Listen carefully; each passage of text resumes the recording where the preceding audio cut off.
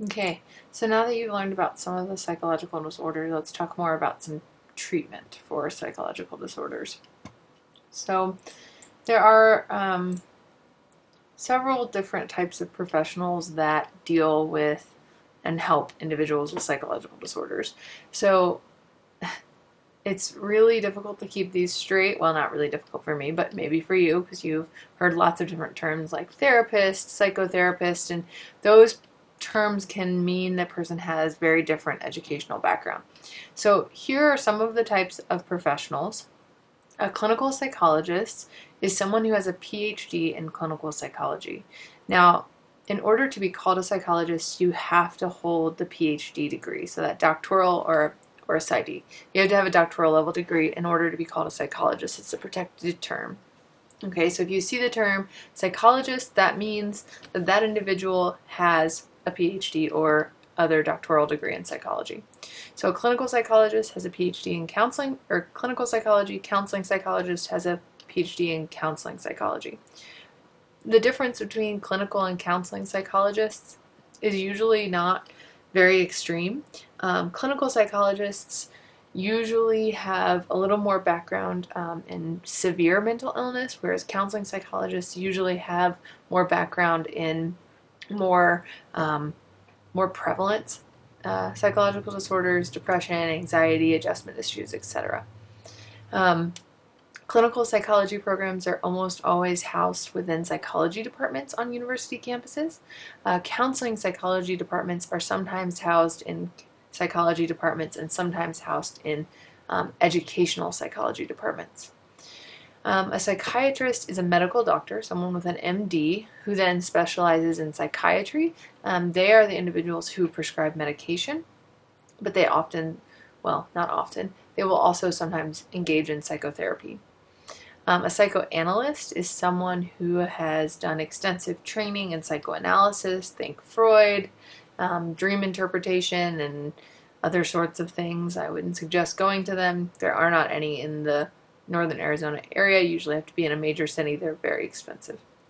And then a clinical social worker is someone who has a master's degree in social work.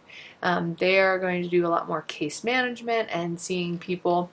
And then there's let's just add this now, a licensed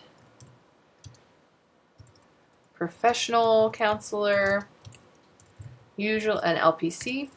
Usually these are individuals who have a master's degree in counseling, and they are sometimes called therapists, sometimes called counselors. So these are some of the professionals that and someone may see if they're suffering with a psychological disorder.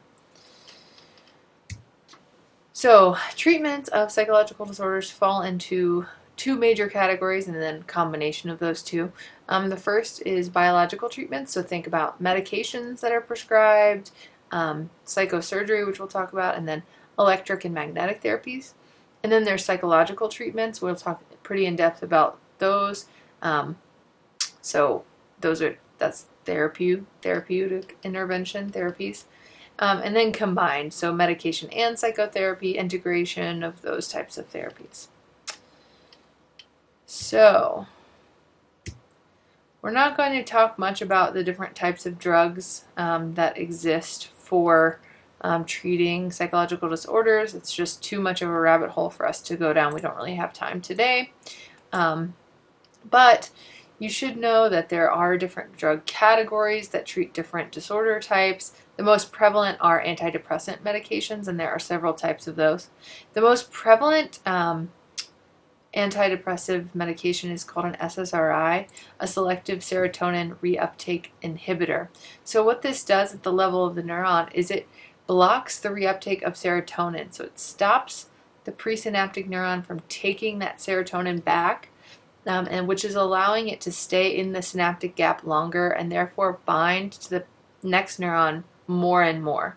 Okay, so normally the serotonin is released and then it's taken back up relatively quickly by the neuron that released it. When you take an SSRI, it blocks that reuptake, so the serotonin is allowed to bind more and more. It should be noted that SSRIs or serotonin, the neurotransmitter, is related to mood stabilization, so that's why it's helpful in the treatment of depression. We know that it's the most effective. It does have side effects, but that's how it works at the level of the neurotransmitter. Okay, so the next thing I want to talk to you guys about is psychosurgery, which is a little gross. Psychosurgery is not frequently utilized today. The most primitive and oldest form of psychosurgery was the triphaning that I talked about in my last video. So making a hole in someone's skull to release demon. Another psychosurgery that became popular was a lobotomy. Okay, so a lobotomy is a psychosurgery that involves sticking an orbitocast through the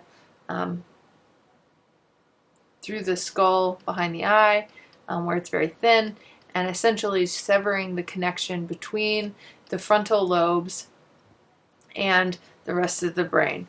Now, I don't know how many of you guys think this is a good idea, but it's not a good idea.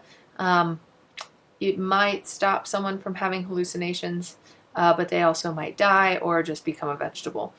So it's not a great psychological treatment, and it is shouldn't be done today. Two other biomedical therapies are electroconvulsive therapy, so ECT, so shock therapy. You guys have probably heard of this. And then repetitive transcranial magnetic stimulation. Now, ECT or shock therapy is actually not physically dangerous. It's not a brutal treatment. It's really portrayed incorrectly in movies. It's a medical procedure that is done under anesthesia. It's done at the hospital here in town at Flagstaff Medical Center. It is a very good treatment option for treatment-resistant depression. That means depression that is not getting better even with therapy, even with medication. And I'm going to post a little video about after this about ECT and TMS so that you guys can learn about those. So go ahead and watch those videos now.